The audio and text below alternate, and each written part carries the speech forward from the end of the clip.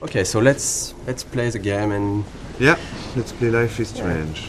So this is the very beginning of the game. I think this is one of the very difficult sequence of the beginning of the production because this is the first time the player will see what the game looks like and will be inside the story.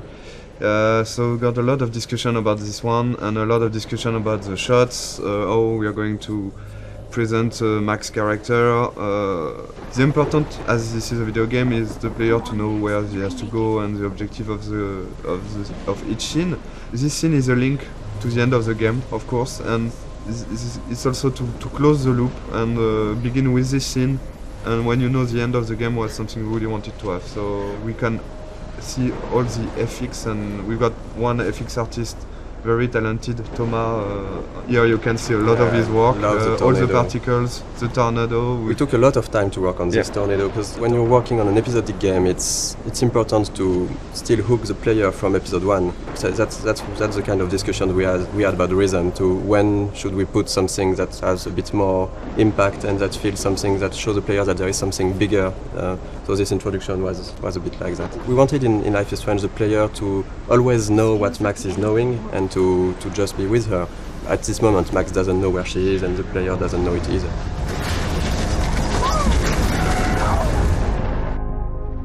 We're back to the high school, and which is one of the most important settings of the game, of course, the high school setting and the Blackwell Academy.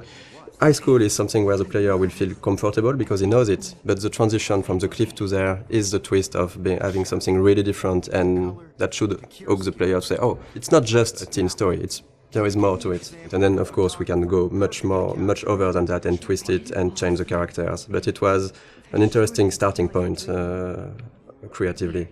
This kind of introduction is really important because in one sequence with some shots you have to discover all the different characters, the main ones, so you will see of course Jefferson, Kate and Victoria. And it was quite hard to decide between not showing too much, to not break the idea of the game, to not be too big compared to what the game would be after.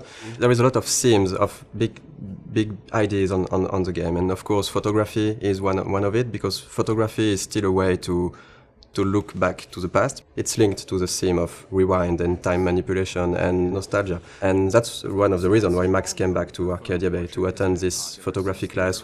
I think for the player to be like Max back in this town when she don't know everyone, but you've got to respect the schedule. It's really, as a player, something great to discover. Also, the lighting was really important in this scene to break the cliff ambience by this sunny atmosphere and all this light coming from the windows. And maybe we decided to have a private high school rather than just a regular high school for the photography course. But it was also to be able to have less students because we wanted the story to be a bit more intimate. We didn't want it to be like this huge high school with so many students. But based on what the player is doing, you can really learn more about them and see that they're actually not just the stereotype and the archetype you would think they are. This is still a perfect example of how episodic is hard, because if you look closely at this poster, there is a mistake on it. It says that the exhibition takes place in the De Young Museum of Art, when actually it's not that. In episode 5, it's the Zeitgeist Gallery. We have a really great community. Thank you guys. And people found out this mistake, and yes, it is a mistake. It's when in episode 5 we found out that we couldn't be a museum. It was too big, so it has to be an art gallery. So we changed the name, and yes, there is a mistake like this in episode 1. How cute I looked yet. I was about to. Welcome to the real world. We really wanted to have this feeling of being part of a whole high school. So it means a lot of people, it means bullying, it means difficulties when you're a teenager in this kind of world. And showing the different cliques and different kind of teenager. I think a lot of players love this introduction. The use of music here is really important.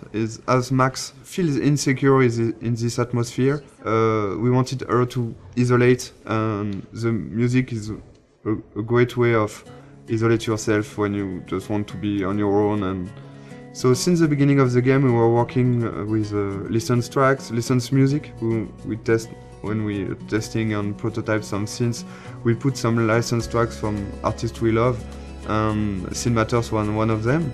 And when we ask Jonathan Morali, who is the lead of Scene Matters, if it's possible to use his music, he's a gamer, so it was really happy to have this new experience, and for us it's just incredible to work with him. And this quite of editing is really difficult to do, because you have to choose the important moment in a song and to choose the right images. Because our writer Jean-Luc has written many scenes built around music. The edit is based on the music. It's not the other way. The music is really important in the game. It explains a lot about the characters, because the choice of the music, the choice of the artist means a lot. For example, Chloe won't listen to the same artist as Max. For the anecdote, for this guitar part, we asked the lead singer of Scene Matters to take his guitar and to play on top of Gonzalez's song in a clumsy way, to be sure that it would be like Max playing guitar.